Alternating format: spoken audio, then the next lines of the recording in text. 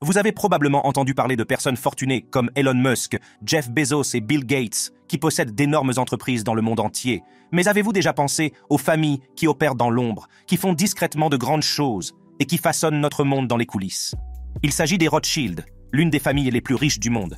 Mais les théories du complot qui prétendent qu'ils dirigent le monde ne sont-elles que des histoires inventées, ou y a-t-il un véritable mystère derrière tout cela? Restez jusqu'à la fin, car aujourd'hui nous allons découvrir comment les Rothschild contrôlent brutalement le monde. Comment les Rothschild contrôlent le monde? Il est bien connu qu'une grande partie de la richesse mondiale est concentrée entre les mains d'un petit nombre de familles influentes. Cette minorité, souvent appelée le 1%, est censée exercer un contrôle considérable sur les événements mondiaux. Parmi ces familles influentes, la famille Rothschild est souvent considérée comme l'une des plus puissantes et des plus riches. Elle possède des châteaux, des banques, des hôpitaux, des vignobles, etc. Certains estiment leur fortune à des milliers de milliards de dollars d'actifs répartis dans le monde entier. La dynastie Rothschild a été créée par un homme ordinaire, Mayer Amschel Rothschild. Avec l'aide de ses 5 fils, il a jeté les bases de ceux qui allaient devenir la dynastie la plus puissante du monde. Les Rothschild, originaires du quartier juif de Francfort au XVIIIe siècle, ont ensuite créé des banques dans toute l'Europe, accumulant d'immenses richesses et se classant parmi les familles les plus riches de leur époque. Harry Mount écrit à propos des familles Rockefeller et Rothschild. C'est ce qui rend ces deux dynasties si exceptionnelles, non seulement leur richesse vertigineuse, mais aussi le fait qu'elles l'aient conservée si longtemps, et non seulement le butin, mais aussi les entreprises familiales. Cependant, leur richesse et leur influence n'ont pas été exemptes de controverses. Ils ont été accusés de façonner la politique mondiale, de fomenter des conflits et de jouer un rôle important dans diverses crises financières. Mais ces allégations sont-elles fondées sur la réalité? Notre histoire commence en 1744, lorsque Mayer Amschel Bauer prend son premier souffle dans la ville libre de Francfort, en Allemagne. Il est né d'un juif ashkénaze qui dirigeait une maison de comptage et s'adonnait à l'échange d'argent. Ce qui est étrange, c'est que sur la porte d'entrée de cette maison de comptage, il y avait un singulier hexagramme rouge. Personne ne se doutait que ce symbole renfermait un secret numérique et géométrique correspondant au nombre 666. Il est intéressant de noter que ce même signe s'est retrouvé sur le drapeau israélien environ 2 siècles plus tard, ce qui témoigne de la grande influence des Rothschild sur l'État d'Israël. Mais savez-vous quels autres secrets se cachent derrière ce mystérieux symbole et le nombre 666? Selon le livre de l'Apocalypse dans la Bible, 666 est en effet souvent associé au nombre de la bête. Oui, vous avez bien entendu, un symbole du mal et de l'opposition à Dieu. En outre, l'hexagramme est censé représenter l'union des opposés, incarnant des concepts tels que l'homme et la femme, la lumière et l'obscurité, le bien et le mal. Ces signes sont également liés à la tristement célèbre société secrète des Illuminati, dont le chiffre 6 est le symbole de l'imperfection et du péché humain. Une coïncidence? Si vous y croyez, votre point de vue pourrait changer lorsque vous apprendrez ce qui s'est réellement passé par la suite. En 1770, Mayer Rothschild eut une vision qui influença considérablement les Illuminati. Cette société était dirigée par un autre personnage nommé Adam Weishaupt. Il est intéressant de noter que, malgré son héritage juif, Weishaupt pratiquait ouvertement le catholicisme romain. En 1776, Weishaupt fonde officiellement les Illuminati. Leur principal objectif était de créer des conflits entre les non-juifs, appelés Goyim, en utilisant des stratégies liées à l'économie, à la société, à la politique et à la religion. Ils attisent les conflits entre les Goyim, leur fournissent des armes et les regardent se retourner les uns contre les autres. Ces conflits internes entraînent la chute de gouvernements et d'institutions religieuses et, en fin de compte, sapent leur propre pouvoir. Cette année-là, Weishaupt infiltre l'ordre continental des francs-maçons avec les idées des Illuminati et installe leur base secrète dans les loges du Grand Orient. Tous ces plans sournois ont été savamment orchestrés et financés par Mayer Amschel Rothschild. Les Rothschild ont souvent été associés à des théories du complot antisémite plus vastes, qui prétendaient qu'il existait un groupe juif caché et influent, responsable d'événements mondiaux importants. Plus tard, ils ont également été liés au mouvement sioniste, un mouvement politique et culturel visant à établir et à soutenir un foyer juif sur la terre historique d'Israël. Il est important de noter que si certains Rothschild n'ont pas eu grand-chose à voir avec le sionisme et Israël, d'autres ont joué un rôle important en soutenant les premières colonies pionnières. Prenons l'exemple d'Edmond James de Rothschild, petit-fils de James Mayer de Rothschild. Philanthrope de premier plan et grand partisan du sionisme, il a financé et créé de nombreuses colonies juives en Palestine. Certaines organisations caritatives de la famille Rothschild continuent encore aujourd'hui à aider Israël. Toutefois, il est essentiel de préciser qu'Israël n'était pas uniquement le projet des Rothschild, mais une entreprise collective de l'ensemble de la communauté juive. L'ascension de la famille Rothschild a été étroitement liée aux opportunités et aux défis engendrés par la Révolution française et les guerres napoléoniennes de 1792 à 1815. En fait, certains pensent même qu'ils ont joué un rôle dans diverses guerres, révolutions, crises et controverses, y compris la guerre de 1812. En 1811, un moment important de l'histoire s'est produit lorsque la charte de la banque Rothschild aux États-Unis a atteint sa date d'expiration. Le Congrès américain doit alors prendre une décision cruciale.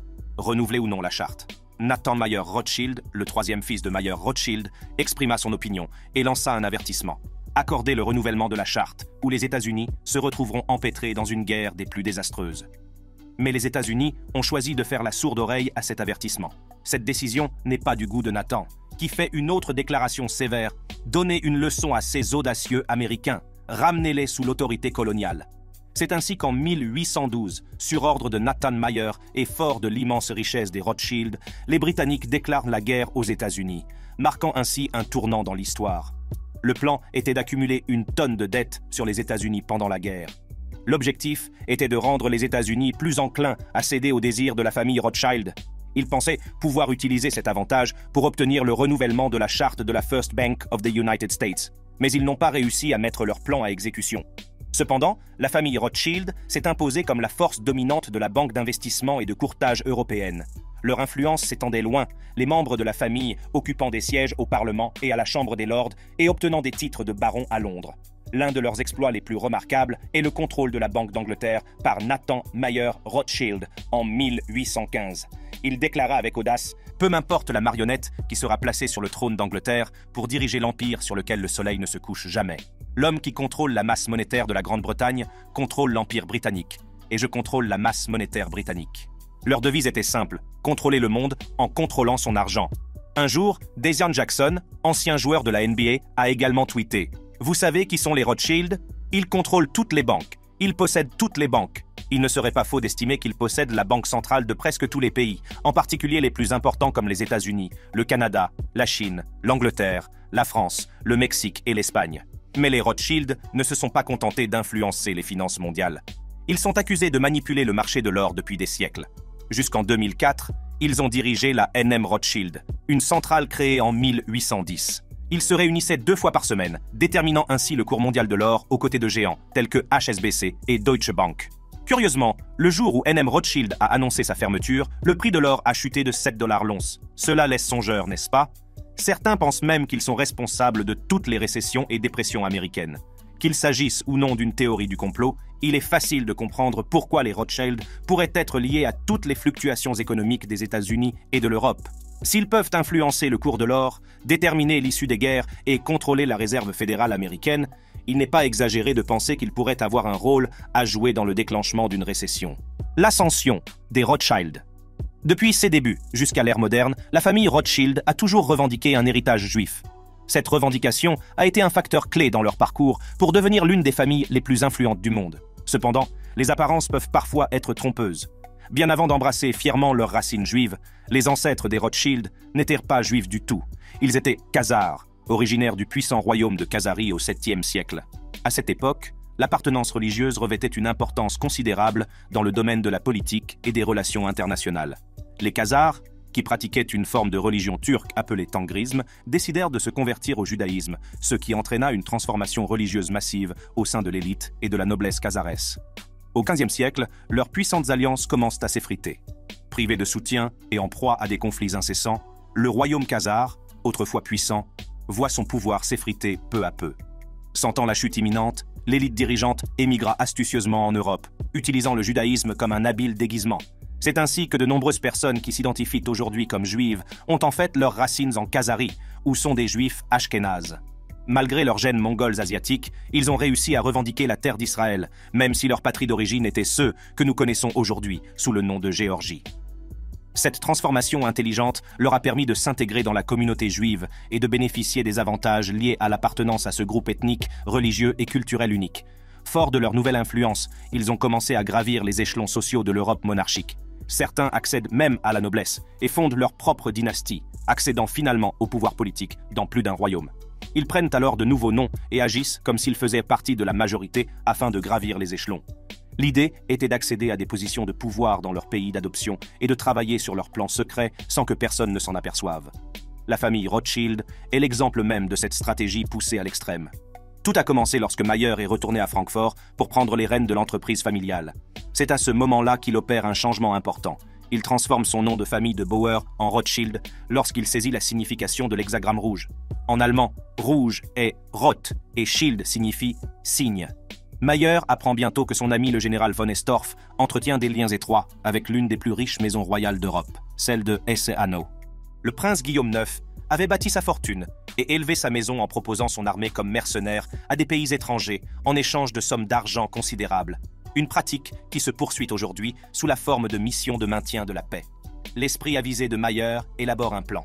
Il reprend contact avec le général en lui faisant miroiter la vente de bibelots et de pièces de monnaie de valeur à un prix irrésistible. Comme il l'espérait, il se retrouve en présence du prince. Le prince est satisfait de leurs échanges et l'accueille dans son cercle d'amis. L'investissement initial a porté ses fruits, car Mayer s'est retrouvé à faire des affaires non seulement avec le prince, mais aussi avec les membres de la cour royale. Mayer saisit rapidement les avantages qu'il y a à s'engager avec des gouvernements plutôt qu'avec des particuliers, et il devient bientôt un juif de la cour, une personne qui accorde des prêts à la noblesse et aux membres de la cour. C'est le début du parcours de la famille Rothschild dans le monde de la finance, qui est loin d'être simple. En 1812, Mayer Rothschild décède et le poids de son héritage repose sur son fils, Nathan Mayer Rothschild. Nathan prend en charge la gestion de la fortune de Wilhelm et le maintien du nom Rothschild. Il choisit de rester à Londres, tandis que son frère aîné prend le contrôle de l'entreprise originelle de Francfort. Les trois autres frères entreprennent d'établir des succursales dans les principales capitales européennes. Malgré les distances géographiques qui les séparent, les frères Rothschild s'en tiennent à une stratégie commune. Ils se concentrent sur l'octroi de prêts à l'aristocratie et aux gouvernements locaux. Par exemple, le frère de France devient le banquier de confiance de Léopold Ier de Belgique et celui de Vienne apporte son soutien financier au dernier empereur du Saint-Empire romain germanique, François II. En 1815, les 5 frères Rothschild ont mis au point un plan astucieux pour gagner de l'argent pendant la guerre en cours en Europe. Ils fournissent de l'or aux 2 principaux protagonistes du conflit, le duc de Wellington et Napoléon. Nathan, qui travaille en Angleterre, finance l'armée de Wellington, tandis que James, qui se trouve en France, soutient l'armée de Napoléon. C'est à ce moment-là qu'ils ont commencé leur stratégie de financement des 2 camps dans n'importe quelle guerre. Les guerres leur permettent de gagner de l'argent sans prendre de risques. La famille utilise son puissant système bancaire qui s'étend à toute l'Europe et met en place un réseau postal secret de routes cachées. Cela leur permettait d'obtenir des informations importantes avant qu'elles ne soient rendues publiques, ce qui leur donnait un avantage sur les événements en cours. De plus, grâce à leur influence, leurs messagers étaient les seuls à pouvoir franchir facilement les blocus anglais et français. Nathan Mayer a ainsi pu connaître l'état de la guerre avant tout le monde et utiliser ces informations pour gagner beaucoup d'argent à la bourse. C'est ainsi que Nathan a connu l'issue de la bataille de Waterloo un jour entier avant Wellington. À l'époque, les obligations britanniques étaient appelées consuls et étaient négociées en bourse. Nathan, connaissant l'issue de la guerre, a commencé à vendre les consuls. La vente sur le marché a donné l'impression que les Britanniques étaient en train de perdre, ce qui a provoqué une grande panique et un grand mouvement de vente. Cependant, ce qui est resté caché aux yeux du public, c'est que Nathan, après avoir orchestré la vente initiale, a tranquillement et astucieusement racheté les consuls. Lorsque la nouvelle de la victoire britannique a enfin fait surface, le marché a grimpé encore plus haut qu'auparavant, et l'investissement de Nathan a rapporté un bénéfice près de 20 fois supérieur à sa valeur d'origine.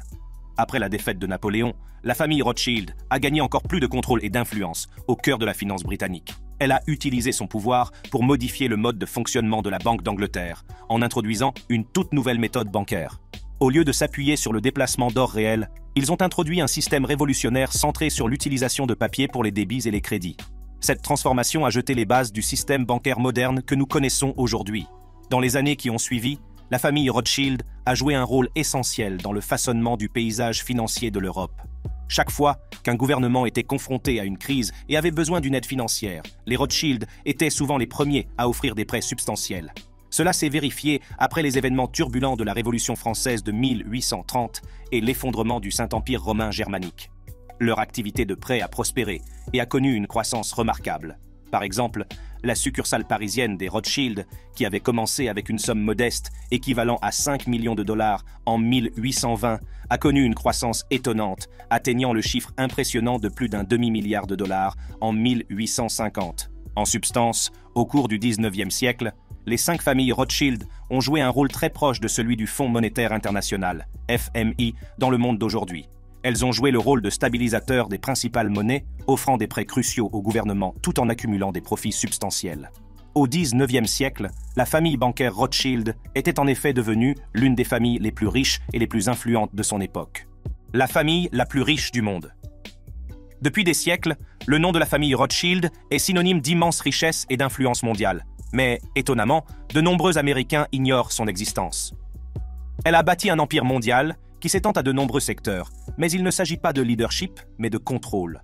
Par l'intermédiaire de leurs établissements bancaires, tels que NM Rothschild & Sons à Londres et Rothschild & Company à Paris, ils exercent une influence indirecte sur les banques centrales et les institutions financières du monde entier, manipulant l'économie mondiale à leur profit. Mais si vous pensez que leur influence s'arrête au secteur bancaire, vous vous trompez. La famille Rothschild diversifie ses investissements en acquérant des participations substantielles dans certaines des plus grandes entreprises du monde, ce qui lui donne un pouvoir sans précédent pour influencer et manipuler divers secteurs, élargissant ainsi sa richesse et son contrôle. Prenons par exemple leur lien avec Apple. Vous n'avez peut-être pas entendu de rumeurs sur leur implication dans Apple, mais c'est pourtant vrai. En effet, l'empire de la famille Rothschild fait la même chose que beaucoup d'autres familles milliardaires. Ils contrôlent tout mais ne possèdent rien, de sorte que leurs noms n'apparaissent jamais sur les titres de propriété d'une entité qui les oblige à révéler qui sont les véritables actionnaires. Ou bien, ils possèdent des sociétés écrans qui, à leur tour, achètent les actions d'autres sociétés et les contrôlent dans l'ombre du secret d'entreprise. Les Rothschild sont les maîtres des marionnettes du monde des affaires, avec une participation significative dans plus de 20% des plus grandes entreprises du monde, y compris des poids lourds comme Facebook, Chevron, Goldman Sachs, JP Morgan et bien d'autres encore. Ainsi, la prochaine fois que vous déverrouillerez votre iPhone ou que vous ferez défiler votre fil d'actualité Facebook, n'oubliez pas que ces actes quotidiens peuvent avoir des conséquences plus importantes qu'il n'y paraît. Il est essentiel d'être conscient de l'influence considérable qu'ils exercent en coulisses.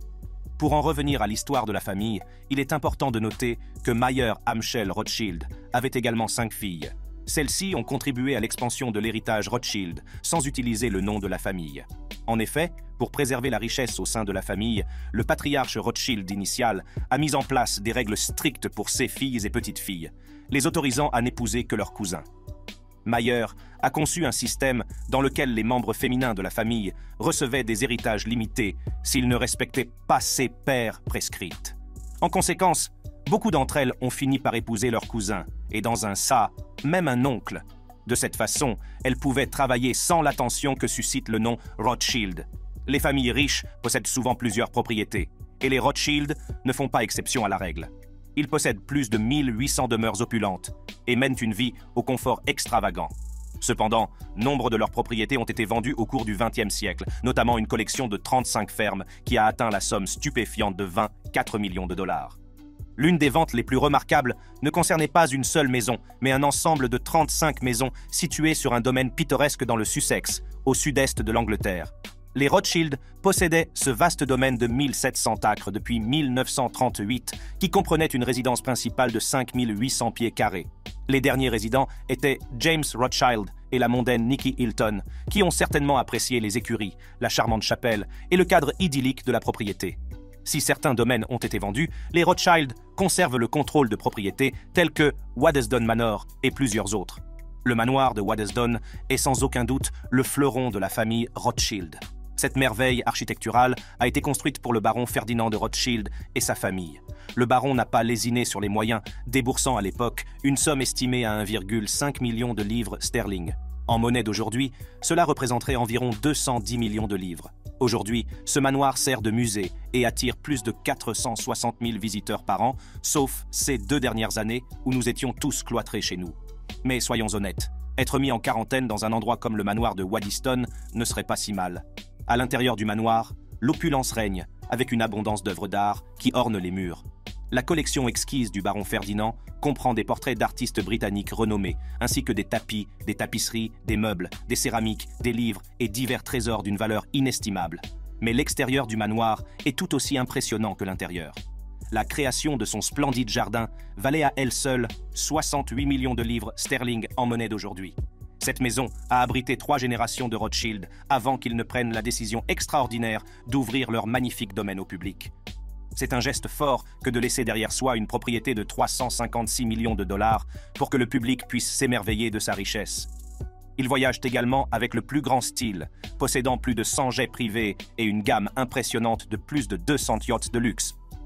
Le super yacht Planet 9, acquis par Nat Rothschild auprès de l'une des nouvelles générations de Rothschild, est un autre témoignage audacieux de leur immense richesse. Ce navire extraordinaire a un prix stupéfiant de 102 millions de dollars, ce qui en fait l'un des yachts les plus chers au monde. Conçu pour accueillir jusqu'à 16 invités, le yacht offre un environnement opulent et somptueux, où un équipage de 26 membres veille à ce que les invités soient traités avec le plus grand soin et la plus grande attention, reflétant ainsi la tradition Rothschild. L'une des caractéristiques les plus remarquables du yacht est son pont d'hélicoptère, qui offre à tous les visiteurs la liberté d'aller et venir à leur guise.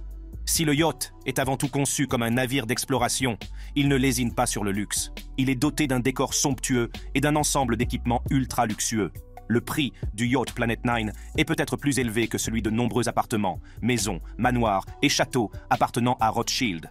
Au-delà de la finance et des yachts de luxe, la sphère d'influence des Rothschild s'étend à d'autres aspects. Ils possèdent 15 îles éloignées qui leur offrent des retraites exclusives et une intimité inégalée, un privilège que peu de gens peuvent atteindre.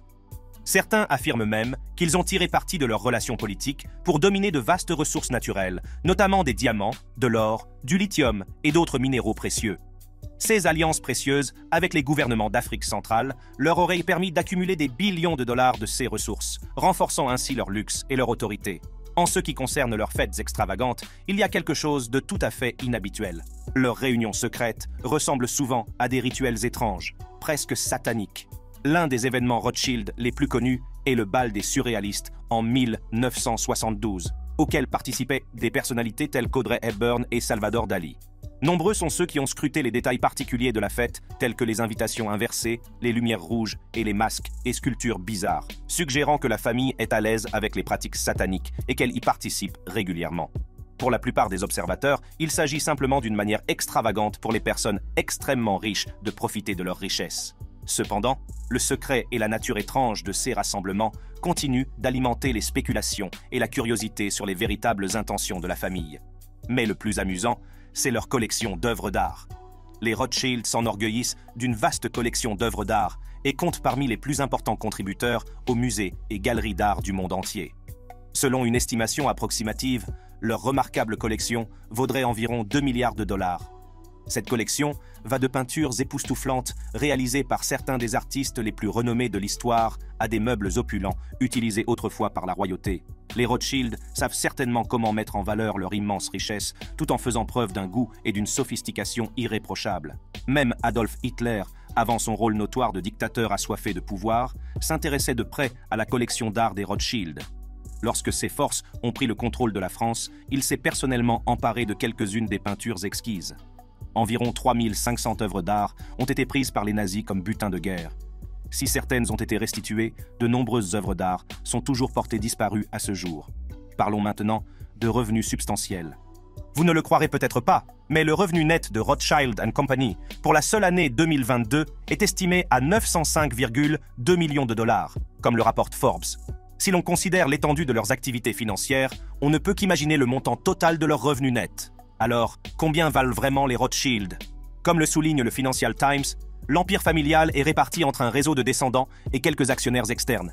La structure de propriété est opaque, ce qui rend difficile l'estimation de la richesse de la famille, bien qu'elle soit l'une des plus riches du monde. Certaines sources suggèrent que leur valeur nette est d'environ 400 milliards de dollars, tandis que d'autres repoussent les limites, suggérant qu'elle pourrait atteindre la somme stupéfiante de 500 000 milliards de dollars.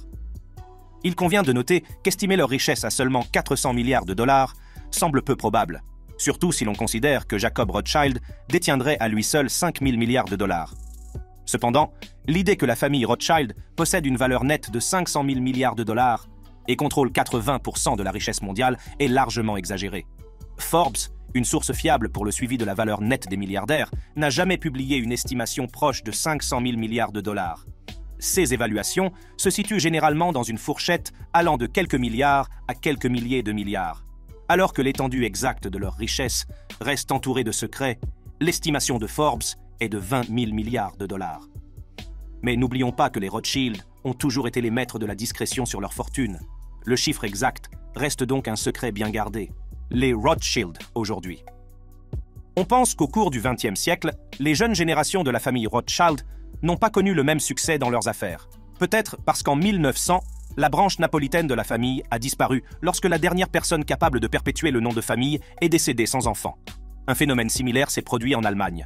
Les deux héritiers Rothschild avaient 11 filles, mais pas un seul fils pour perpétuer l'héritage familial. Ils ont donc dû diviser la fortune familiale, qui a perdu une partie de son pouvoir. Les gens pensent que si l'on consulte la liste Forbes des personnes très riches, le premier Rothschild que l'on trouve se trouve tout en bas, à la 1284e place. Ils sont liés à une société de gestion d'actifs qui gère l'argent des autres, ce qui ne semble pas aussi impressionnant que ce que la famille faisait auparavant. Cela signifie-t-il qu'ils ne sont pas riches aujourd'hui? Absolument pas. En fait, les Rothschild ne figurent pas sur la liste Forbes parce que le site lui-même déclare « Vous cherchez la reine Elisabeth ?